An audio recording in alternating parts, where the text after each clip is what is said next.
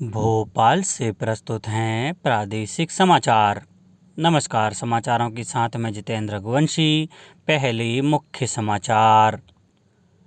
धार जिले के खलघाट पुल से यात्री बस नर्मदा नदी में गिरी, 13 लोगों की मौत। प्रधानमंत्री और मुख्यमंत्री ने की आर्थिक सहायता की घोषणा। राष्ट्रपति चुनाव के लिए मतदान संपन्न, वोटों की गिनती 21 जुलाई को होगी और नगरीय निकाय चुनावों में 20 जुलाई को होगी 43 जिलों के 214 निकायों की मतगणना। अब समाचार विस्तार से। प्रदेश के धार जिले के धामनौद थाना क्षेत्र के खलघाट पुल से एक यात्री बस नर्मदा नदी में गिर गई। अब तक 13 यात्रियों के शव निकाले जा चुके हैं। धार के पुलिस अधीक्षक आदित्य प्रताप सिंह ने बताया कि बचाव दल मौके पर मौजूद है और राहत तथा बचाव कार्य युद्ध स्तर पर जारी है। मुख्यमंत्री शिवराज सिंह चौहान ने इस हादसे पर दुख जताते हुए जिला प्रशासन को यात्रियों और उनके परिवारों को हर संभव मदद मुहैया कराने के निर्देश दिए हैं। मुख्यमंत्री ने मृतकों के परिजन को 4-4 लाख रुपए की राहत राशि प्रदान करने के निर्देश दिए। श्री चौहान ने दुर्घटना के संबंध में महाराष्ट्र के मुख्यमंत्री एकनाथ शिंदे और उप मुख्यमंत्री देवेंद्र फडणवीस से भी बातचीत की। उन्होंने दोनों को आश्वस्त किया कि मध्य प्रदेश से सभी शव सम्मानपूर्वक महाराष्ट्र भेजे जाएंगे। मुख्यमंत्री ने कहा कि घटना की जांच के निर्देश दिए गए हैं। वहीं प्रधानमंत्री नरेंद्र मोदी ने भी इस हादसे पर दुख व्यक्त किया है। एक ट्वीट में श्री मोदी ने कहा कि उनकी संवेदनाएं मृतकों के परिजनों के साथ हैं।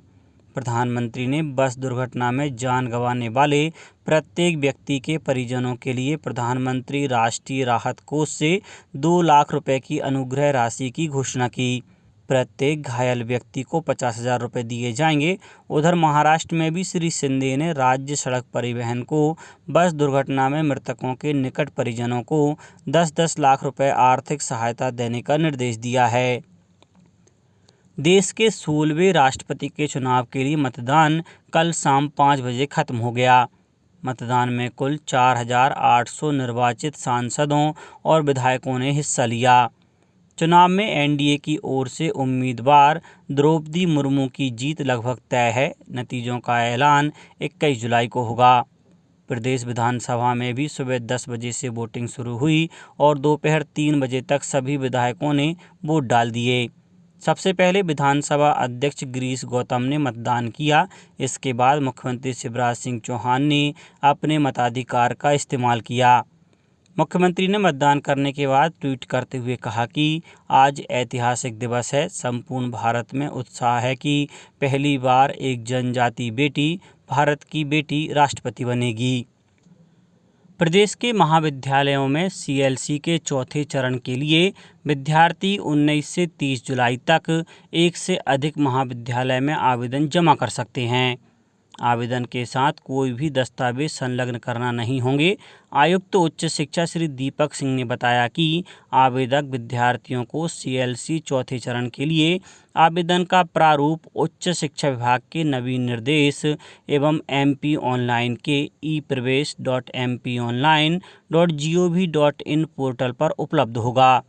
साथ ही सीएलसी की प्रवेश प्रक्रिया में शामिल होने के लिए नवीन आवेदकों को पंजीयन कराना अनिवार्य होगा। पंजीकृत आवेदकों के लिए ऑनलाइन सत्यापन, त्रुटि सुधार आदि की सुविधा पोर्टल पर 19 से 30 जुलाई तक उपलब्ध रहेगी। आयुक्त श्री सिंह ने बताया कि समस्त महाविद्यालय 1 अगस्त को मेरिट लिस्ट तैयार कर महाविद्यालय की लॉगिन आईडी पर अपलोड तथा नोटिस बोर्ड पर चस्पा करेंगे। साथ ही ऑनलाइन शुल्क जमा करने के लिए लिंक भी इनिशिएट करेंगे। आवेदक विद्यार्थी 1 से 5 अगस्त तक शुल्क का ऑनलाइन भुगतान कर प्रवेश ले सकेंगे। उन्होंने सभी महाविद्यालयों को निर्धारित तिथि तक ऑनलाइन पंजीकृत विद्यार्थियों से निर्धारित प्रारूप में आवेदन प्राप्त करने की कार्यवाही सुनिश्चित करने के निर्देश दिए। स्नातक प्रथम वर्ष और स्नातकोत्तर प्रथम सेमेस्टर के लिए 19 जून से 5 अगस्त तक यह प्रक्रिया संचालित की जाएगी।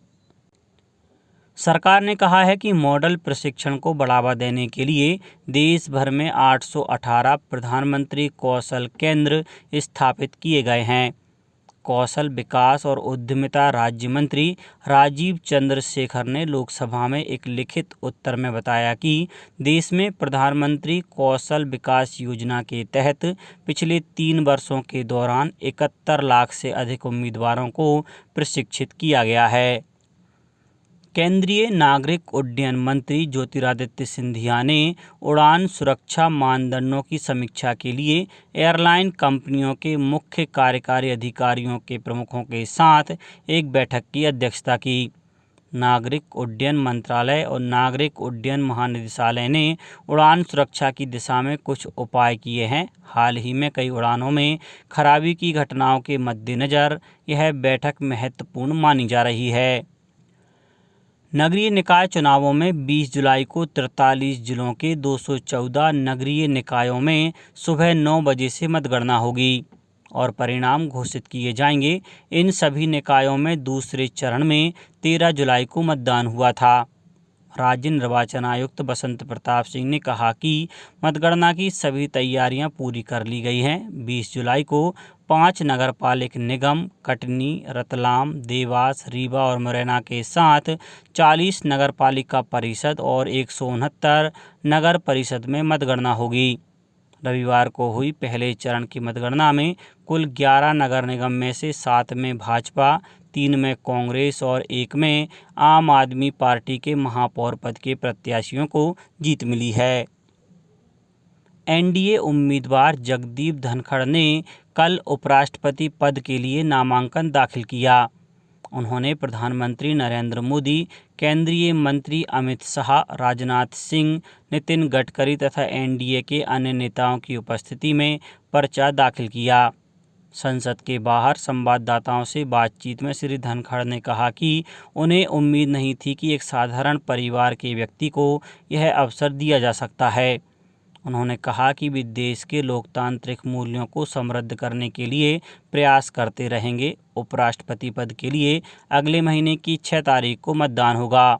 विपक्ष ने पूर्व केंद्रीय मंत्री मार्गरेट अल्वा को अपना उम्मीदवार बनाया है। महर्षि पतंजलि संस्कृत संस्थान के चेयरमैन श्री भरत बैरागी ने संस्कृत विद्यालयों के कक्षा 10वीं और 12वीं के वार्षिक परीक्षा परिणाम जारी किए।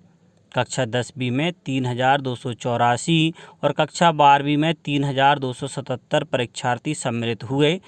कक्षा 10वीं में 64.28% और कक्षा 12वीं में 76.99% छात्र उत्तीर्ण हुए।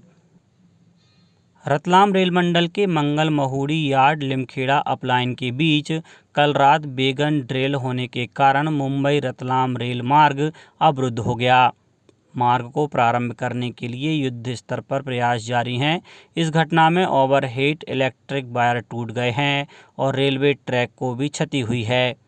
रेलवे प्रवक्ता के अनुसार इस मार्ग पर चलने वाली 30 ट्रेनों को परिवर्तित मार्ग से चलाया जा रहा है, जबकि कुछ ट्रेनों को निरस्त किया गया है। अब कुछ समाचार संक्षेप में। भारतीय डाक विभाग ने फिलटली छात्रवृत्ति योजना, दीनदयाल स्पर्श योजना के अंतर्गत वर्ष 2022-23 के लिए कक्षा 6वीं से 9वीं तक के विद्यार्थियों को छात्रवृत्ति प्रदान करने के लिए आवेदन पत्र आमंत्रित किए हैं। प्रत्येक कक्षा में चयनित 10-10 विद्यार्थियों को 6,000 रुपये सालाना छात्रवृत्ति प्रदान की जाएगी। मुरैना में कल किशोर टीकाकरण और बूस्टर डोज जागरूकता कार्यक्रम का आयोजन सरस्वती शिशु मंदिर में किया।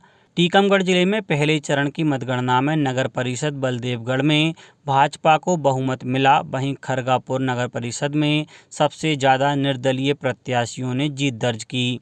गुना में आज से 15 अगस्त तक पौधरोपण का महाअभियान चलाया जाएगा। छिंदवाड़ा में केंद्र सरकार की प्राइस सपोर्ट स्कीम योजना के अंतर्गत ग्रीष्मकालीन फसल मूंग और उड़द का न्यूनतम समर्थन मूल्य पर उपार्जन के लिए 18 से 28 जुलाई तक पंजीयन किया जाएगा। धार जिले में भी सावन माह का प्रथम सोमवार श्रद्धा, भक्ति और हर्षोल्लास के साथ मनाया गया। इस अवसर पर शिव मंदिरों को विशेष रूप से सजाया गया और मंदसौर के भगवान पशुपतिनाथ महादेव मंदिर में भक्तों की भीड़ उमड़ रही है। अंत में मुख्य समाचार एक बार फिर। धार जिले के खलघाट पुल से यात्री बस नर्मदा नदी में गिरी, 13 लोगों की मौत, प्रधानमंत्री और मुख्यमंत्री ने की आर्थिक सहायता की घोषणा। राष्ट्रपति चुनाव के लिए मतदान संपन्न, वोटों की गिनती 21 जुलाई को होगी और नगरीय निकाय चुनावों में 20 जुलाई को होगी 43 जिलों के 214 निकायों की मतगणना। इस बुलेटिन में इतना ही। घर पर रहिए, सुरक्षित रहिए और सुनते रहिए प्रादेशिक समाचार। नमस्कार।